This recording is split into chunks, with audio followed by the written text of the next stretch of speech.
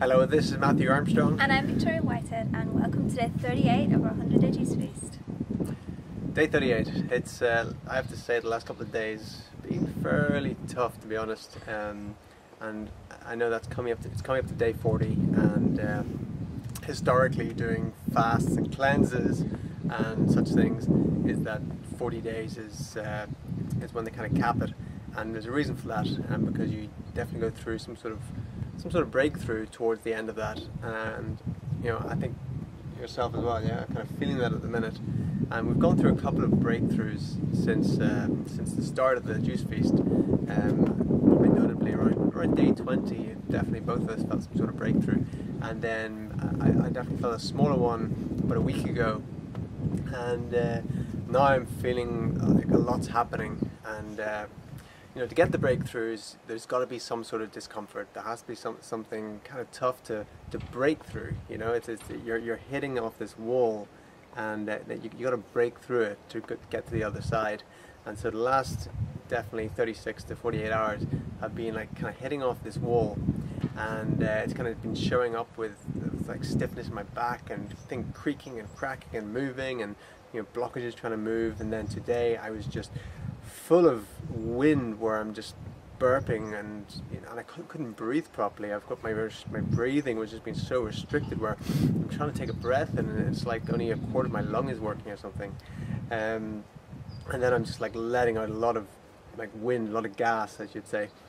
And when that happens, that's negative energy coming out of the body. Things are being broken up in the back, and then it has to get out, and quite often it comes out like burping and belching. That's one of the ways that we get negative energy out of the body. And so it's been doing some deep cleansing right around the base of my spine in there, and that's been taking out a lot of stuff today. So energy levels have been pretty low. I had to go for a little snooze this afternoon, and haven't been up for doing too much, to be honest. Even just to get going to do the videos is a big enough thing the last day or two. And something I just want to touch on, I was talking about it yesterday, is what this is all about. It's and what everything's about. It's about knowing ourselves and finding out who we are, and knowing ourselves better, because so many of us don't really know ourselves. And what I was saying yesterday is we have all these distractions in life, so we don't actually get to know ourselves. And I told the story of the friend of mine who found it really difficult to spend an hour in my house by himself, because there's no TV, there's no radio, and he's pacing up and down, he didn't know what to do with himself. First time he'd ever spent an hour by himself. And it's because when you're by yourself, when there's no other distractions, when there's nothing to sedate you, then you start to get to know yourself. And that can be uncomfortable at first. So with the juice feast, you're really getting to know yourself at a deeper level. And that's a powerful thing, and that's what life's all about, really. Yeah. What I've started doing, when Matthew makes his evening juice, he makes them quite puts a lot of greens in, and when he's putting the herbs in, it's sometimes a little bit thick for me, or foamy or something. So I've started straining mine. Somebody was asking me we were straining them before, and I didn't used to, but definitely when Matthew puts a lot of greens in, I've started doing that, and I find them a lot easier to take. To drink when they're a bit thinner. With myself, I've been feeling very tired this last few days. Had to lie down as well, just for a little while. And when I've been very active, if I've stood up too quickly, I've almost got, when you've got low blood pressure and you get the veil comes down. So I'm monitoring it to see, hopefully, that's nothing serious, but I'm just keeping an eye on it. And nothing serious. Anyway.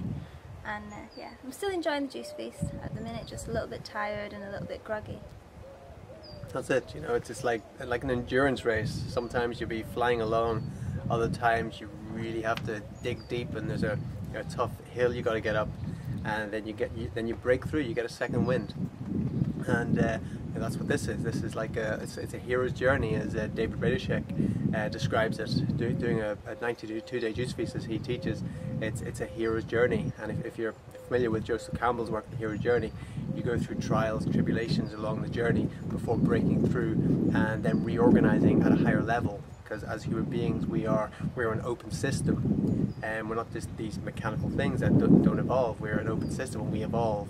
and through the juice feasting, we go into chaos, and that's when we're going through the cleansing crisis. That's when the last couple of days have been for me, for sure. But I always keep in mind that this is my system, this is my whole system of my body, my mind, everything. It's in the process of reorganizing at a higher level, and to do that it has to go into chaos. It first has to break apart and go into chaos before it reorganizes. So that's really what happens with these things. So if you haven't checked out Hero's Journey, I recommend check that out, Joseph Campbell. Check out what we got in the juice. So in our juice today we have flat leaf parsley, ton of that, cucumber, courgette, a load of Swiss chard here. Love the Swiss chard. Anything green leafy, just love it, so good for you. Apples, and our lemon, and also a load of celery. If you notice, we always have our greens in the evening. It's better to have the greens in the evening and then the fruits more in the daytime. The fruits the energizers, the greens the healers. So this is our evening one, so we'll generally have the greens. And a question someone asked was, what you show, is that what you have for your whole day? No way, we have maybe at least 4 times as much as that each day. So we'll juice maybe 4 times a day, and that's what will go into each one, at least that, sometimes more. Okay, now let's do our yoga posture for today. So with this posture, we are going to be stretching out around the glutes here, around the hip flexors, and just around the lower back as well. And we're basically bringing our knee up. So first of all, you want to make sure you're sitting straight up. That's the first thing. Your posture is always of utmost importance. You're sitting here straight up on the bones. You're not doing like this here. You want to lift yourself up so you can breathe properly. Everything with yoga is with the breath, so you're always breathing correctly. So you need to have a straight spine to breathe. So lifting the knee up, and from here, I'm just going to place it, the top of the knee, in the crux of my elbow. As I lift it up to here, then I'm going to take my other arm, bring it all the way around the bottom of the foot. So I'm holding it, and this is like rocking the baby. So here I'm holding like I'd hold the baby. It's important to support your knee here, so there's no pressure put on it, and then also support your foot. So your whole leg and knees being supported. And from here, you can sit up as straight as you can, and just give it a little rock.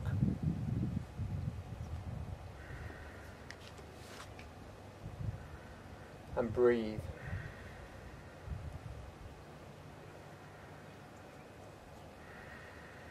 Each breath in, as you breathe in, you'll naturally want to sit up more.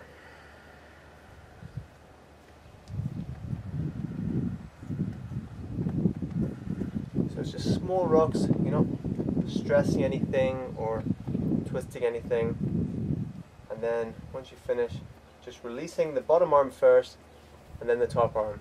That is very important, that you keep that supported when you bring it up, and then work your hand round. At the start, if you're not that flexible, just do it like this, one hand over it. Sit up straight, start like that.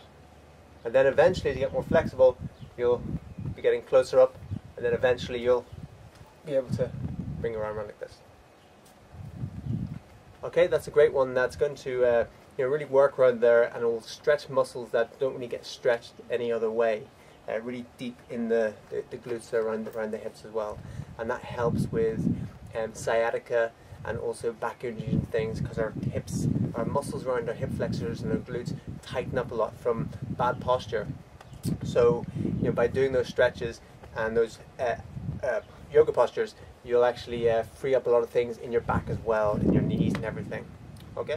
So thanks again for joining us, everyone. If you have any questions or comments, leave them down below and we'll get back to you ASAP. Or if it's something that we feel other people will value from, we'll do a video on it. And if you haven't already, click on the subscribe button, and we look forward to seeing you again next time. My name is Victoria Whitehead. And I'm Matthew Armstrong. Take care.